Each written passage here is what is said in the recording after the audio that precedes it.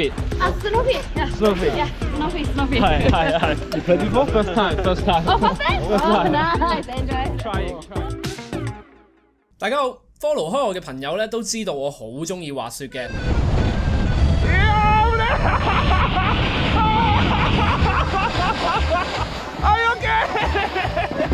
所以當我喺 Kickstarter 上邊見到呢個 project 嘅時候咧，就即刻產生咗濃烈嘅興趣啦。呢個叫做 Snowfit 嘅 project 咧，係由2個捷克嘅後生仔打造出嚟嘅。聽聞佢哋為咗呢個 project 咧，連 U 都 quit 埋。Snowfit 係希望喺 ski 同埋 snowboard 以外提供第3種嘅滑雪運動，甚至乎佢哋誇下海口咧，話要將 Snowfit 變成一種奧運嘅項目。對比起 ski 同 snowboard， 佢外形細小，純粹綁喺對鞋度咧就已經可以滑雪啦。並且成個感覺係好似溜冰咁樣㗎。咁所以如果你係一個溜冰嘅愛好者的話咧，呢集就啱晒你啦。歡迎收睇第1集嘅眾籌實驗室。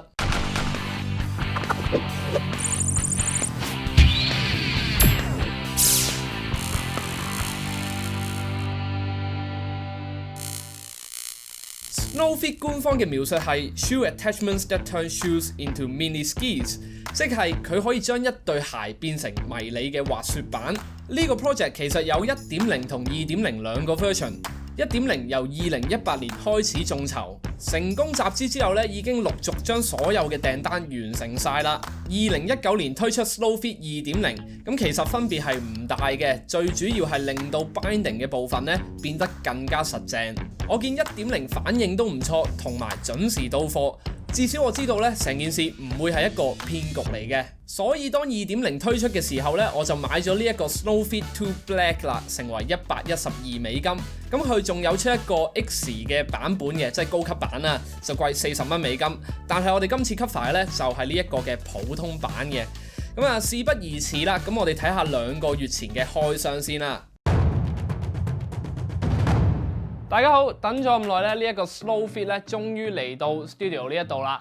咁我係12月左右訂啦，咁然後2月咧就已經嚟到啦。咁啊，好彩佢係準時嚟到啊！如果唔係咧，我下個禮拜嘅滑雪嘅 trip 咧就會即係用唔着呢一嚿嘢㗎啦。咁就要等到可能係下一個雪季啊，唔知幾時咧先至可以再拍呢一個片咁樣。咁所以我哋依家即刻嚟開箱咧呢一個 Snowfit 啊！咁見到佢包裝上邊咧係幾有心嘅。即係黐咗佢哋自己嘅 branding 啦。好啦，咁我哋就即刻嚟開箱啦。好緊張添，入邊到底會係點呢？ OK， 入邊就係一個盒嚟嘅。好，攞佢出嚟啦。OK， 大家見到咧，好似一個鞋盒咁樣嘅。咁啊，即管開下呢個鞋盒睇下入邊係咩嚟啦。嘿！咁啊，首先有一封信啊，封信咧就用簡體字寫咗謝謝呢2個字嘅。咁寫繁體中文會好啲。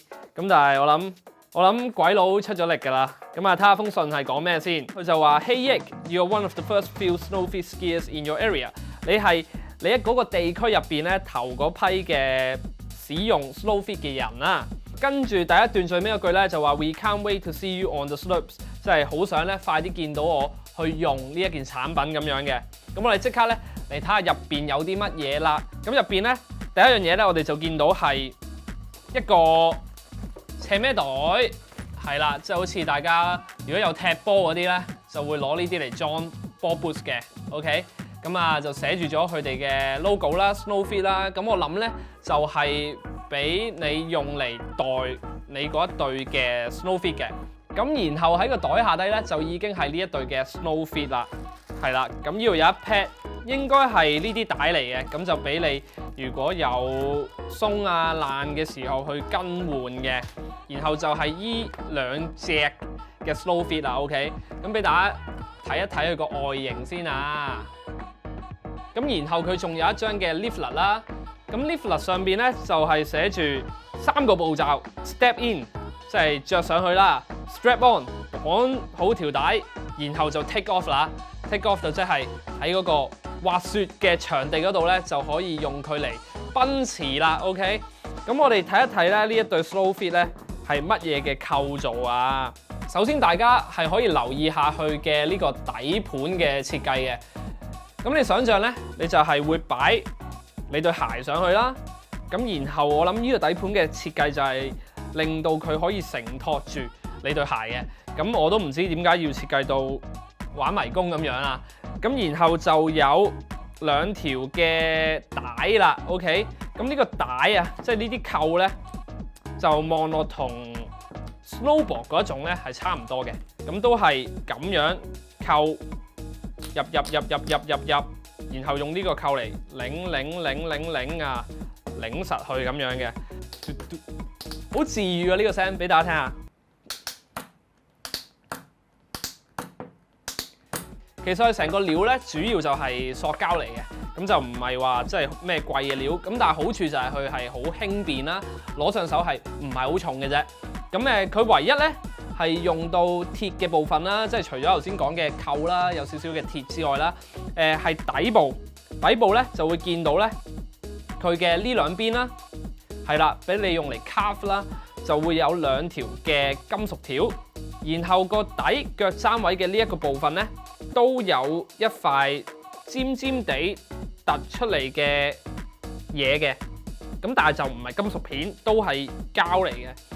咁我睇佢官方網咧就話佢其中一個剎掣嘅方式啊，就係咁樣，即係你想象我哋依家由呢邊去緊嚟呢邊 ，OK， 咁咧你就可以提起你嘅腳尖，即係好似玩溜冰咁樣啊，就可以咁就剎到掣啦 ，OK， 咁呢個就係佢個底咁樣設計嘅用處之一。咁然後攜帶咧就非常之方便㗎啦，咁就用翻佢嘅呢一個袋啦，咁啊純粹將佢搭埋一齊，塞入個袋，然後索上，咁樣咧就已經可以攞出去呢個滑雪場嗰度㗎啦。其實今次咧真係好問水啊，因為我下個禮拜咧就去呢一個滑雪嘅旅行㗎啦。咁我本身都好擔心咧，如果呢一件貨嚟唔切的話咧，我就拍唔到今集俾大家睇㗎啦。咁啊好彩佢係準時啊，咁我都急不及待希望喺滑雪場嗰度咧係能夠用到呢一嚿嘢嘅。Let's go！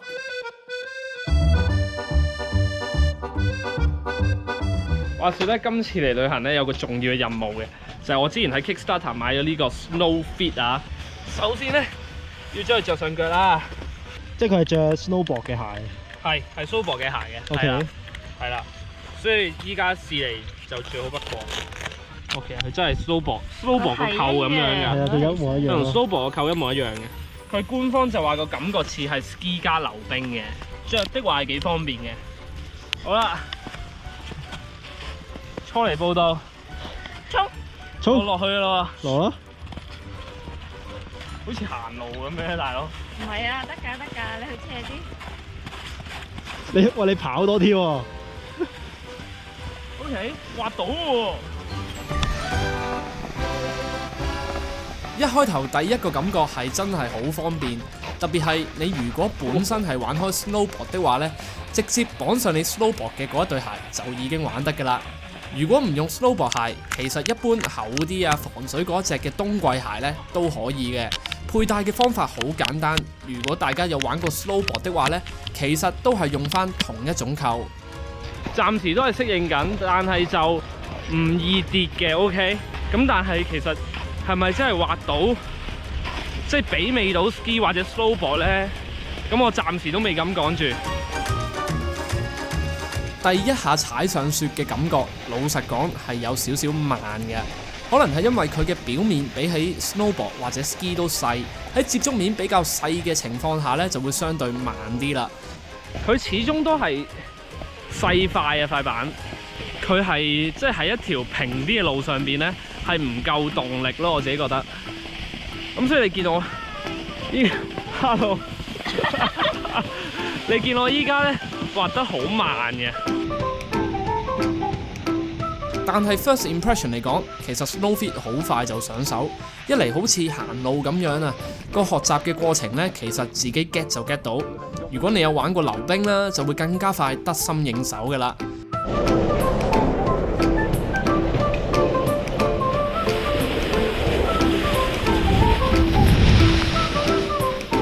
咁話說咧，我掌握到一個新嘅竅門啦。嗰個竅門咧就係，因為佢個 design 咧係俾你咧，即係如果你咁樣做嘅時候咧，佢後邊咧係有塊 metal plate 咧，即係好似溜冰咁樣，即係你提起個腳踭咧，佢就會剎停咁樣。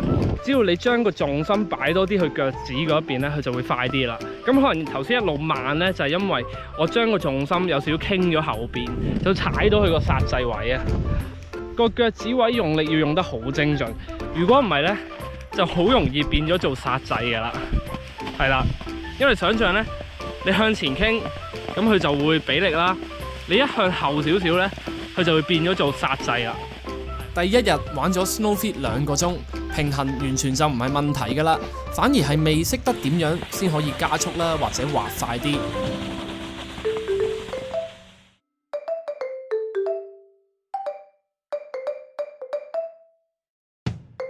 嚟到測試 SnowFit 嘅第2日啦，咁我哋今日咧又再次嚟試一試呢個 SnowFit，因為尋日咧其實都係得1-2個鐘嘅時間啦，咁其實嚟緊咧就都係差唔多2-3個鐘嘅時間去測試一下呢個 SnowFit 嘅。其實今朝早咧我已經達咗一轉金，所以依家個人咧有少少傷嘅。Are you okay? Are you okay? 哦。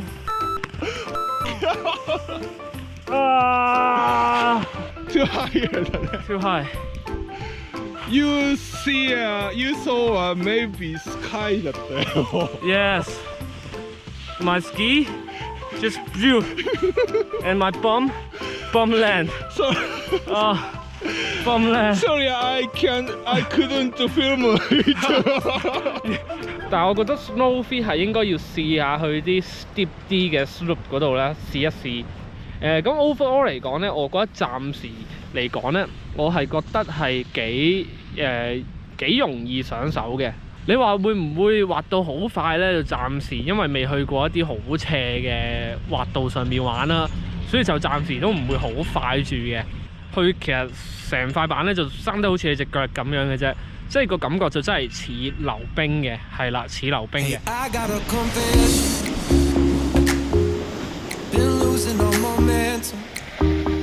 第2日嘅感覺即刻好好多啊，起碼達到一定程度嘅速度，同埋唔夠速度嘅時候，我發現都可以運用一啲溜冰嘅技巧去做一個 push off 嘅。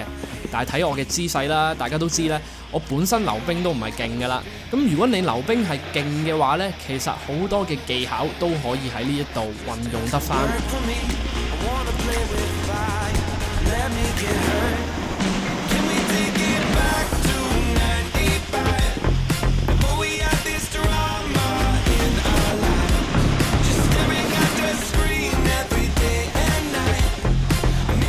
好，可以停。嗰個速度咧就點都係慢過 snowboard 同埋 ski 好多噶啦。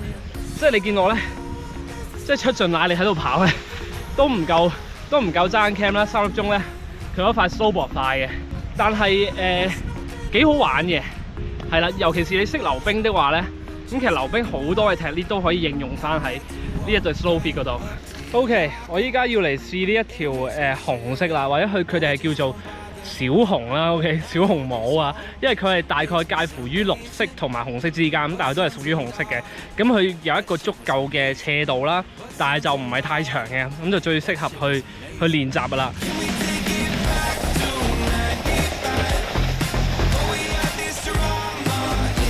去到覺得自己開始熟練嘅時候，我就去咗挑戰一條嘅紅色賽道啦。喺好明顯斜好多嘅情況底下，就要控制速度。其實都係好似 ski 型咁樣，透過做一個 S 型嘅轉彎啦，同埋 carving 嚟控制速度。同一個滑道其實之前用 ski 咧就已經玩過啦，發覺體感嗰方面咧速度係的而且確慢過 ski 嘅。可能有部分咧係因為我嗰時已經唔敢滑得太快，驚會傷上加傷。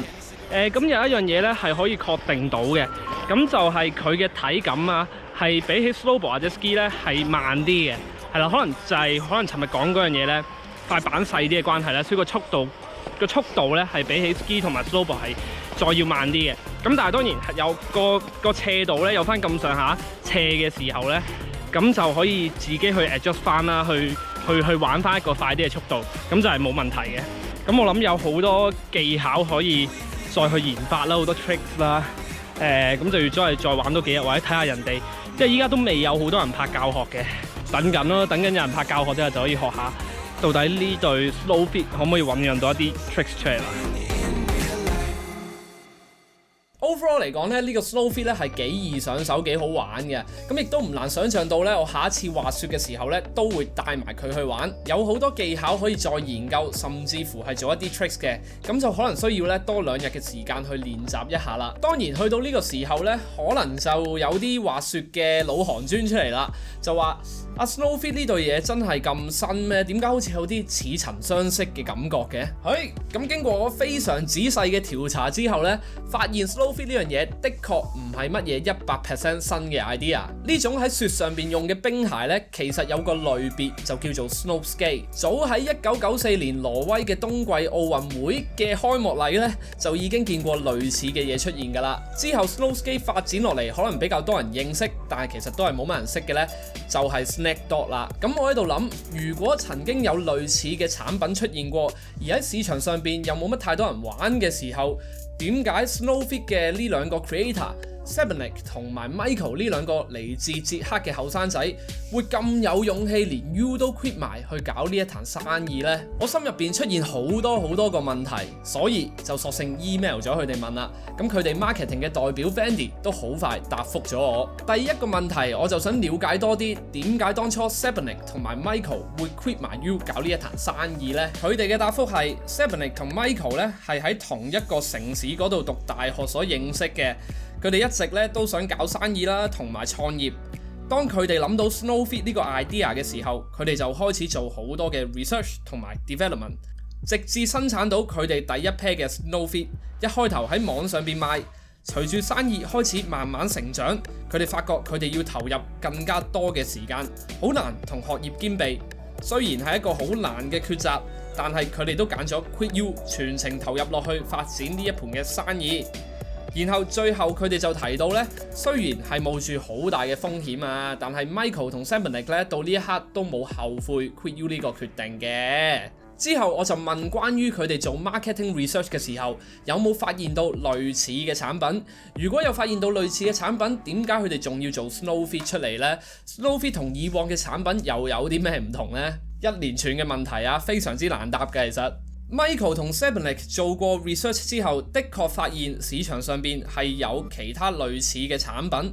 佢哋都承認 Snow Fit 並唔係啲乜嘢世界上邊從來未見過嘅嘢，但係佢哋覺得之前嘅產品冇人真正試過將 Snow Skate 打造成為世界性嘅一種運動，而佢哋覺得呢樣嘢係絕對有潛質嘅。咁佢哋覺得啦，之前呢一個類別嘅產品啊，之所以紅唔起呢，係因為缺乏咗兩樣嘢，就係 marketing 同埋 community。佢哋用 snowboard 嚟做一個例子。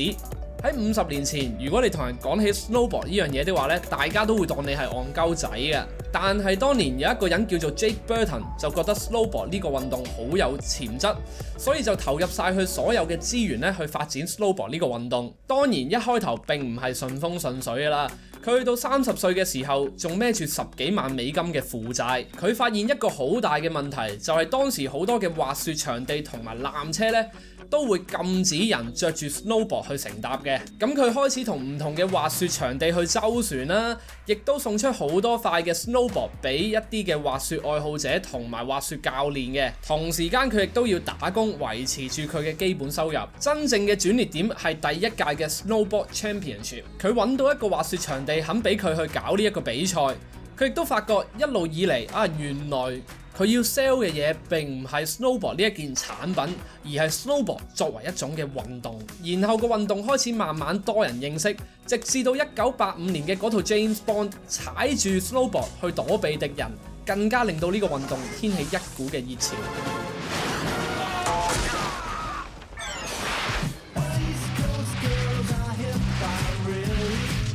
Times Magazine 當年仲叫佢做 The Worst New Sport， 最糟糕嘅一種新運動。去到今時今日，特別係亞洲嘅滑雪場地 ，ski 同 snowboard 嘅比例已經去到一半一半，甚至乎更多。Snow Fit 創辦人嘅情況呢，其實同 Burton 係有啲相似嘅，亦都睇得出 Burton 對於佢哋嚟講係一個重要嘅啟發。雖然我自己係呢個 ski 嘅派系啊，但係 snowboard 呢樣嘢都值得尊重嘅。如果當年冇咗 Burton 呢個人，到今時今日呢，可能冇乜人會玩緊 snowboard 噶啦。然後我問佢哋同市場上邊一啲類似嘅產品，例如 Sled Dog 有啲乜嘢唔同，佢哋就話 Snowfit 最大嘅分別係唔需要成對鞋買，成個配置呢係便攜好多嘅，所以喺個用途上亦都更加多元化，亦都代表住呢會有更加大嘅市場。咁的而且確 Snowfit 係純粹套喺對鞋度就已經用得㗎啦，同埋相對個價錢亦都平好多。總括嚟講，我覺得今次 Kickstarter 都算係買得唔錯。當然喺未來佢能唔能夠成為一種主流嘅滑雪運動，仲係言之尚早。但係有一點呢，我係好同意佢哋嘅，就係一切都係 marketing。同埋要組織一個 hardcore 嘅 community， 一班熱愛玩 Snowfit 嘅人去推廣件事。咁希望佢哋喺未來都會做到啦。我自己就希望嚟緊官方咧可以拍攝更加多嘅教學，或者點樣去做一啲嘅 tricks。同埋聽聞佢哋2020年會搞第一屆嘅 Snowfit Championship， 咁我都幾有興趣咧睇下啲高手係點樣玩嘅。雖然暫時武漢肺炎應該所有嘢都喐唔到噶啦，死啦，講咗呢4個字，會唔會俾人黃標呢？嚟到片尾先俾人黃標。今集就係咁多先啦，記得 follow 我嘅 Facebook 同埋 IG， 訂閱 YouTube Channel，comment like and share， 同埋留意住咧最新推出嘅 Patreon 啦，可以課金啦。咁今個月嘅 Patreon 會員專屬 live 咧將會喺24號，即係禮拜5嗰度舉行嘅。咁啊，將會係一個 Q&A 嘅環節啦。咁如果大家都想問我問題的話咧，就記得去 Patreon 嗰度睇啦。無論課唔課金都好，最緊要都係放低你哋個 like 啦，同埋留言表達你哋嘅支持，或者話俾我聽，你哋喺之後嘅集數想見到咩嘅產品。希望下一集會再見到你，下集再見，拜拜。